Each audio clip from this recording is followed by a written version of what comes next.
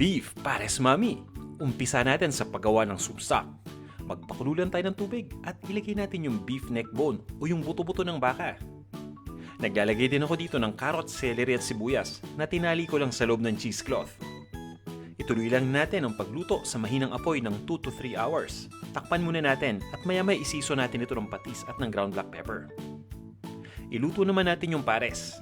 Nagpainit lang ako ng mantika at inumpisa natin sa pamamagitan ng paggisa ng bawang. Ito naman yung chopped na onion o sibuyas. Ilagay na rin natin yung luya. At ituloy natin ang paggisa hanggang sa tuloy ng lumambot yung sibuyas.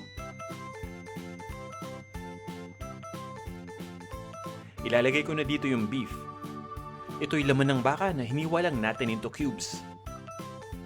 Ituloy lang natin ang paggisa hanggang sa mag-light brown na yung outer part. At maglalagay lang tayo ng toyo o soy sauce. Ilalagay na rin natin yung ating homemade na beef stock. Ito yung kaninang pinakuluan natin na beef neck bone. Pabayaan lang natin kumulo yung mixture at maglagay tayo ng star anise. Takpan lang natin yung cooking pot at ituloy natin ang pagluto hanggang sa lumambot na yung beef. At pwede tayong magdagdag ng additional na beef stock kung sa tingin natin ay natutuyuan na. Ito naman yung brown sugar o yung tinatawag natin na asukal na pula.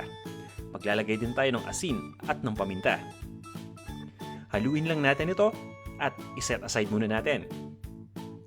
Ngayon ay i-ready na natin itong noodles. Ang gamit natin dito ay yung fresh noodles o sariwang noodles. Nagpakulo lang ako ng tubig at nilagay ko yung noodles. Pabayaan lang nating maluto ito ng mga 10 minuto. Makaraan ng 10 minuto, tanggalin na natin yung noodles dito sa cooking pot. I-arrange natin sa bowl. At i-assemble na natin itong ating beef pares mami. Ilalagay ko sa ibabaw ng noodles yung beef pares. At maglalagay lang tayo ng itlog. Yan, nilagang itlog ito. Isang perasong nilagang itlog na hiniwa ko lang sa gitna. Ito naman yung sabaw. Ito pa rin yung beef stock na pinakuluan natin. Ito yung gawa dun sa beef neck bones na nilagyan natin ng carrot, ng celery at ng sibuyas. Maglalagay din tayo ng chopped na scallions o ng dahon ng sibuyas sa ibabaw.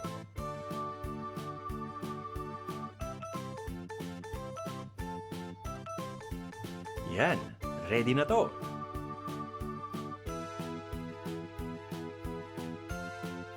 Ito na ang ating beef pares mami. Tara, kain na tayo.